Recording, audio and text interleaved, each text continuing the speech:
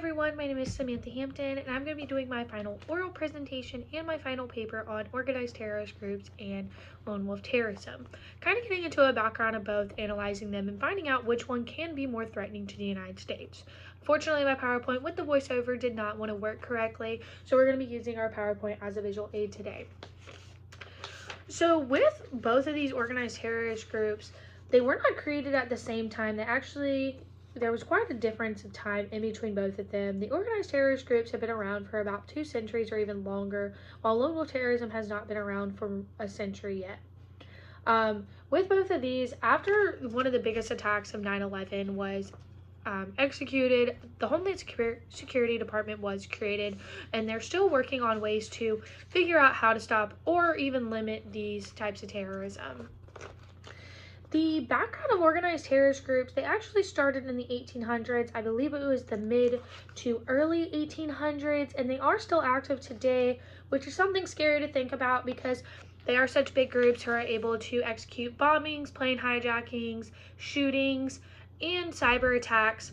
So that's something scary to think about, but it is something that the Homeland Security Department is working to reduce still today and in the future. They're still working to get that under control. With the 9/11 attacks, one of their biggest attacks that they were able to execute, they took out the Twin Towers. They were headed for the White House, Pentagon, and there was even word that they were heading for the MacDill Air Force Base in Florida. Some of the biggest terrorist groups that a lot of people think of right off the bat is the Taliban, Al-Qaeda, and the Islamic groups. Those are just some that people think of right off the bat because they are well known. They've tried creating more terrorist attacks than a lot of other organized terrorist groups, but there are a ton of them out there. When it comes to lone wolf terrorism, they were created in the 1940s, which was over a century after organized terrorist groups. With lone wolf terrorism, between 1940 and 2013, there was a total of 98 cases. But what Homeland Security did realize is that prior to the 9/11 attacks, there wasn't as many cases as there were after 9/11. After 9/11, there was a rise in the amount of lone wolf terrorist attacks, and they're still continuing to rise today. Because lone wolf terrorists are able to get away with things a lot easier because it normally is one person.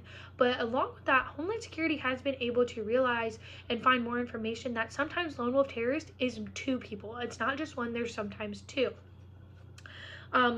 They also learned that lone wolf terrorists do not have an ideology and characteristic as much as the organized groups. With the organized groups of terrorism, you notice kind of these characteristics that they have in common and the similarities. Lone wolf terrorists do not always have that, so they're kind of, it's like finding a needle in a haystack at that point when it comes to those. Along with that, lone wolf terrorists are able to get away with a lot of things easier because when it comes to only having 1 or 2 people, word doesn't get out as easy when you have an organized terrorist group that has 15 or even more people in it. Word gets out easier for them, which makes their attacks not always go as they planned, and which means that sometimes they are not able to execute and they're halted. Lone wolf terrorists, they're able to get away with things a lot easier by having 1 or 2 people because not a lot of people know about it. They're able to keep the word inside them too, and nobody else knows. Organized terrorist groups are able to create more extravagant plans when lone wolf terrorists, they're not able to because 1 or 2 people can't perform hijacking 5, 6 planes when there's only 2 of them. When an organized terrorist group, they're able to hijack those planes, do the bombings, take over. But with lone wolf terrorists, they're more flexible and they're more efficient of getting away with things easier because if they're at a parade and they kill 20 people, they're able to get out of there without being caught because they can't figure out where the person went. So in that way, they're able to get away with it. Now, if an organized terrorist group was to do that, having that many people there doing it, they may have more casualties, but they're not going to get away. Not all of them. Maybe their lead people will, but not every single person will. Some alternatives in helping reduce terrorism. When it comes to lone wolf terrorists, you kind of want to keep them isolated from other terrorists and even terrorist groups of them moving and working together, and also stopping their funding outlets. Stopping their funding outlets goes with both types of terrorism because organized terrorist groups are going to have a lot more funding outlets, but lone wolf terrorism are still going to have those funding outlets. Also trolling social media accounts, seeing if there's any suspicious accounts or anything like that.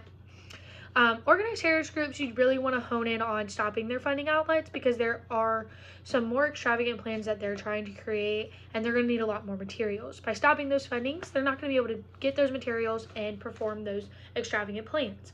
Along with that, trolling social media because they like to try and recruit people who live in the United States, which is more detrimental because having those people in the United States, they're able to already have the weapons and get weapons here of already being a citizen.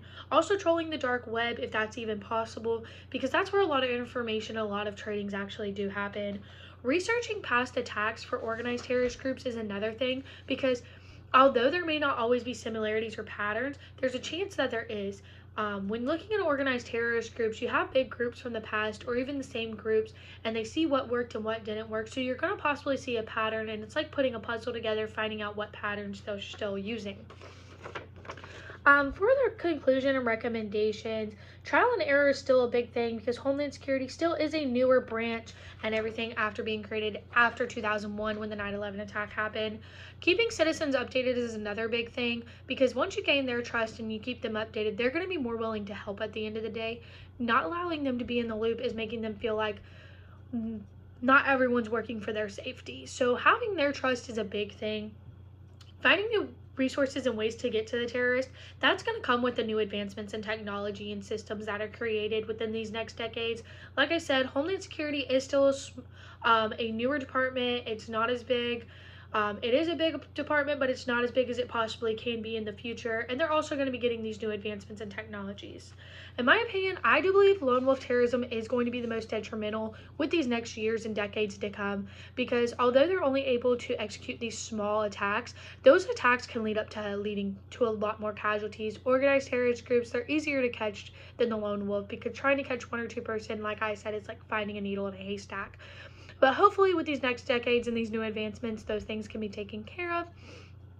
So I do believe that they will end up being the most detrimental, but hopefully that won't happen before we find new ways to catch them. I hope you enjoyed this video.